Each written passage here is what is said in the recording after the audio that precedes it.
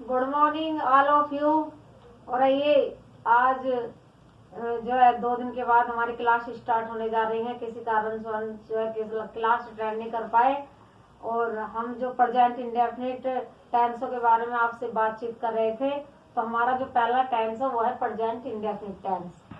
Present indefinite tense, अब किसी भी टेंस को जानने से पहले उसका रंग, रूप, आधार ये सब क्या है, तो सबसे पहले हमें इसकी पहचान याद करनी जरूरी है। प्रेजेंट इंडेफिनिट की पहचान हम कैसे करेंगे, हमें कैसे पता चलेगा कि ये टेंस प्रेजेंट इंडेफिनिट टेंस का है। तो ये इसकी पहचान, जिन हिंदी वाक्यों के अंत में ता है, ती है, ते है, तो है आदि शब्द आते हैं वे वाक्य प्रेजेंट इंडेफिनिट टेंस के होते हैं। जिन हिंदी वाक्यों के अंत में ता है, ती है, ते है, तो है आदि शब्द आते हैं वे वाक्य प्रेजेंट इंडेफिनिट टेंस के होते हैं। अब इसका पहला रूल आता है, पहला रूल अफर्मेटिव और सिंपल टेंस। हम इसे अफर्मेटिव टेंस और सिंपल टेंस भी बोल सकते हैं और इसे हिंदी में सकारात्मक वाक्य या साधारण वाक्य कह सकते हैं। अब इसका रूल क्या है, सबसे पहले हम इसमें सब्जेक्ट का प्रयोग करेंगे।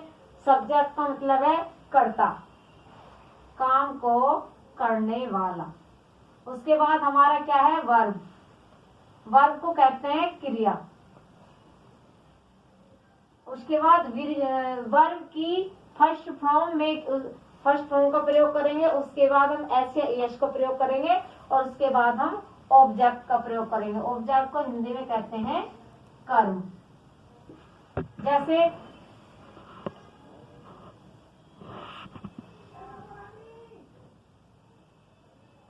राम स्कूल जाता है।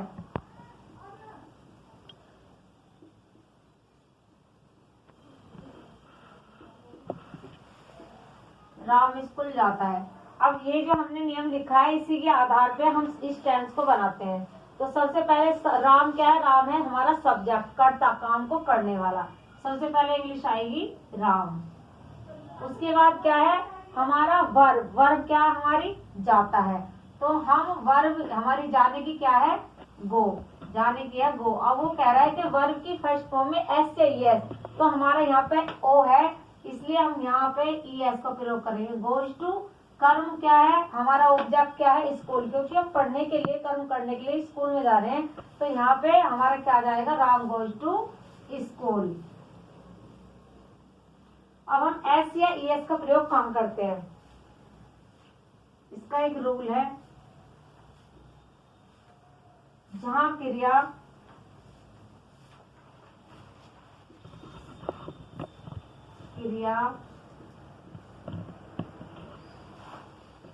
ए ई आई ओ यू पर समाप्त होती है,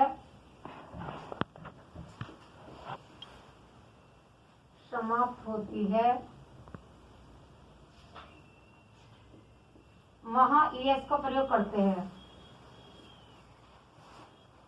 ई एस का प्रयोग करते हैं। अन्य सभी क्रियाओं के साथ एस जोड़ा जाता है।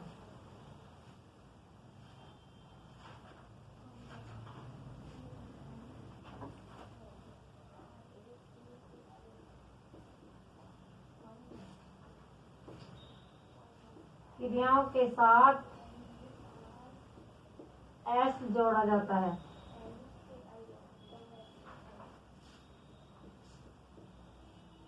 एस जोड़ा जाता है। बहुवचन कर्ता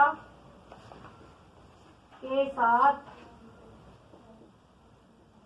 एस या ई एस का प्रयोग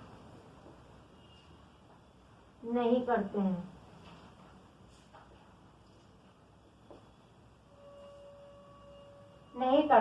अब इसमें था कि राम स्कूल जाता है, राम गोज टू स्कूल।